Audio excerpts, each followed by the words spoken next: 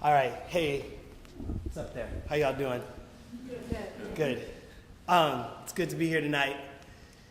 I decided that I would concentrate on one project. It's a project that over the last couple of years has kind of been really dear to me, but I think that it gets at the heart of this idea that an artist could have a practice that moves between institutions, formal institutions like museums, and normal places. It's probably more of a question about what transdisciplinary means than it is an answer, but it is an attempt to kind of situate my whole body and kind of all of the things that I believe in into a framework whereby I could be self-exploitative instead of constantly exploited by other people. So I'm going to start with a video about a shoe shine stand from the neighborhood that I'm from and talk about how this video and a museum exhibition is also related to some objects, and it's trying hard to get people from different parts of the city of Chicago to imagine that there are cultural jewels aside from the ones that are familiar to them. It's also meant to kind of do this plannerly work of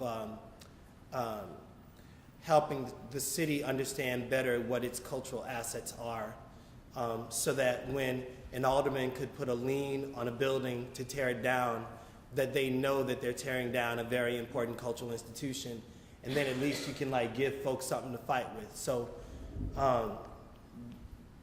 this talk is called Shine.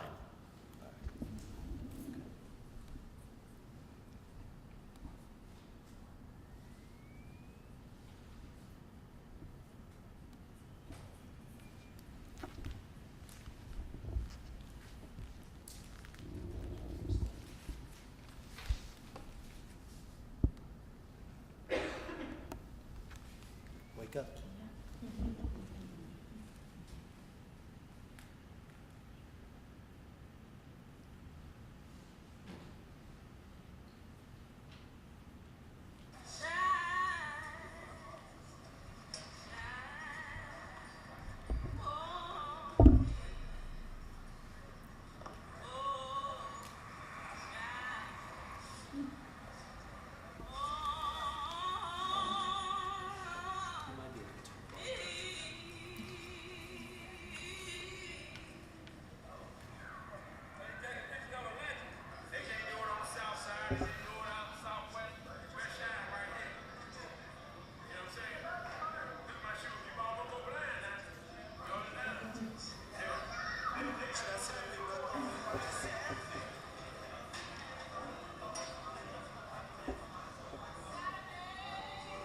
So that's Mr. Cole. He's owned the shoe shine stand for about 45 years.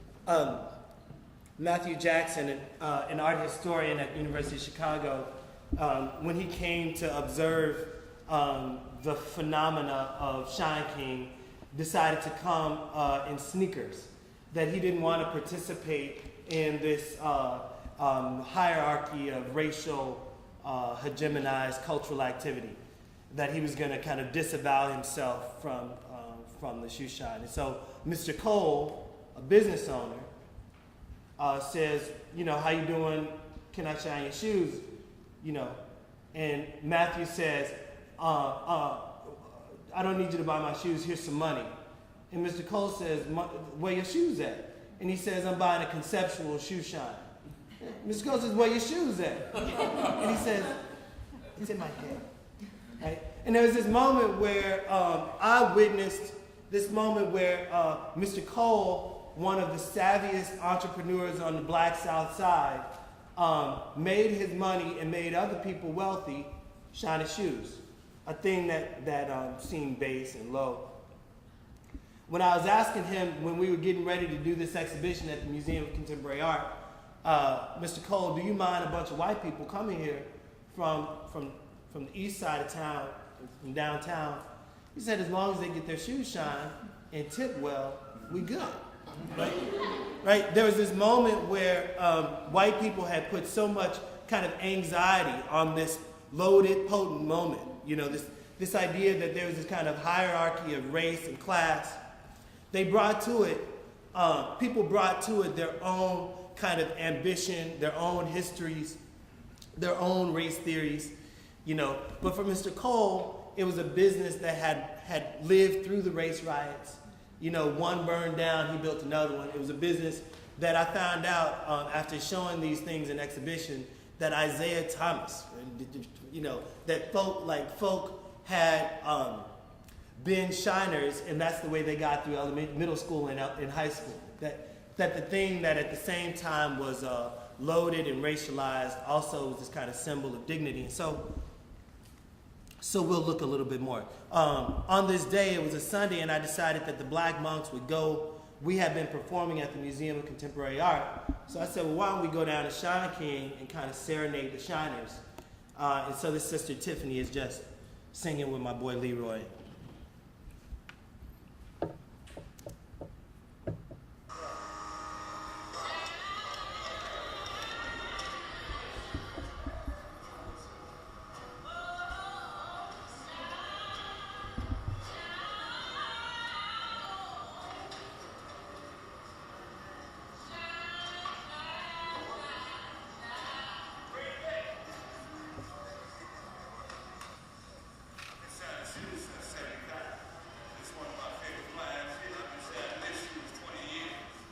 So TJ shined my shoes when I was 12. And every Saturday, we'd go get our floors from Shine in preparation for church on Sunday. I would take my mom's heels. She was a big woman, so she was heavy on her heels. They could repair the purses, you know, so it was like a long commute from my crib to Shine King. It was like a mile, and it felt like, you know, epic. You know, but it was like, you know, you'd like go through Vice Lord territory and disciple territory, right? But as I got older, the West Side was the place that when I would tell people I was from the West Side, they'd be like, from the West Side? You know, it was this kind of stigmatized, loaded place where the assumption was no good thing happened there, right? And so part of what has been interesting in my art practice is trying to grapple with those moments, the kind of post-colonial moments. You know, like what do you do when a person from the heart of downtown says, "Oh, Theaster, you know, it's such a nice jacket you're wearing. You know, where'd you go to high school? You know, where'd you grow up?" And I say, "Chicago, Avenue, Pulaski." And they're like, "Oh, yeah, right." You know, that there's this assumption that because of today. And things are okay today, that yesterday must have looked like theirs, you know. And so, you know, so I am really interested in how these like multiple networks, where you're talking about virtual networks, I'm talking about these physical, siloed, aggregated regions, zones of class and wealth, race, gender, how these folk kind of consciously aggregate into more and more specific and rarefied groups. And what does it take psychically, spiritually, physically to make those groups want to re-engage with one another? That is there a new aggregate higher than their sub-aggregates of community, right? We're all queer ballet dancers, you know, we're all 1940s black jazz revolutionaries slash grandfathers, you know. And you know, you get these like rare, and so part of what I'm doing is chasing that thing. So from there, I want to do this.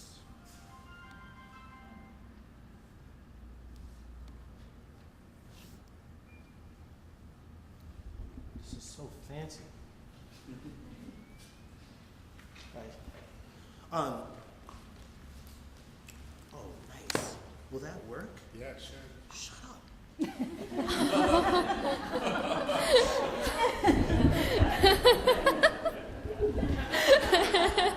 should take it everywhere. This is that technology thing that we're gonna talk about. What's funny is, so a couple things. My art practice is partly about redeeming materials, right? That materials that were from places like the West Side or the South Side, trying to figure out a way to use those materials as kind of metaphoric ways of personal redemption. You know, like that if I can make these objects and materials popular, if I can give them value, if I can insert them into a cultural lens that actually feels compelling, that I too might be redeemed, right? And so I'm finding these things, looking for these moments where the world has forgotten about these materials and figuring out like what can I do with them. So this shoe shine idea, stand, went from a moment in my history before, because all of the relationships in my relational practice were poor people like me. By shifting economies, shifting currencies, these things gaining currency, they became tokens by which other people could engage my projects. So that the objects led to relationships, and those relationships were curious about this other stuff that I was doing, right? The objects became, the art fair became a place where people could aggregate, and not just around a capitalist moment, but around kind of a curious social moment. That I'm finding that I'm actually trying to shift what art fairs do.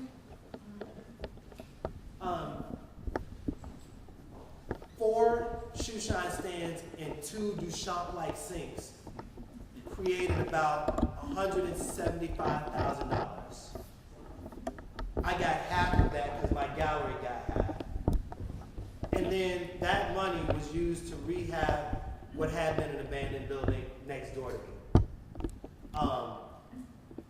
That building, instead of it becoming a 2-flat for rental units like my dad was telling me to do, I decided that I would gut the building and start to aggregate these other lost materials, this found knowledge. So a bookstore, an art and architecture bookstore went out of business.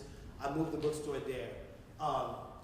Some of you guys know this, an album collection, Dr. Wax, which was an important Chicago South Side record store, was going out of business because they couldn't afford rent. I was trying to help them out to get a deal, and he was like, man, I'm done with this.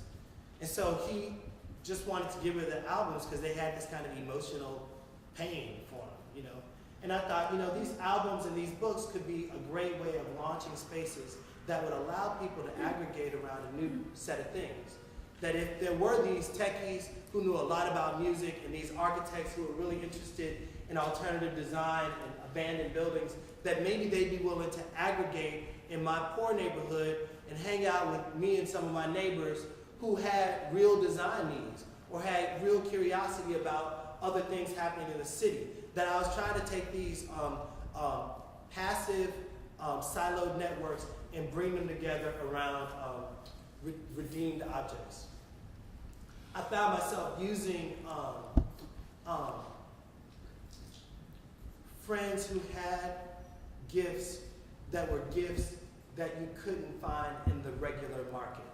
Like gifts that you could never go to a blues club downtown and hear. I wanted people to have dinner with me and then have these intimate moments of exchange where the redeemed could live together. And so I think a lot of what I want to talk about with Nico is this idea of how the technology world has been able to aggregate things in ways that are kind of automatic, but the value of kind of the artist as catalyst to help spark new aggregating moments, new moments of social change, interdependence, interdisciplinarity, shared resources. That I hope that these networks that I'm starting to play with, and the way that they're aggregating these different groups of people, can have folk with one set of skills asking questions with another set of skills to create new cultural moments. Start there. Yeah.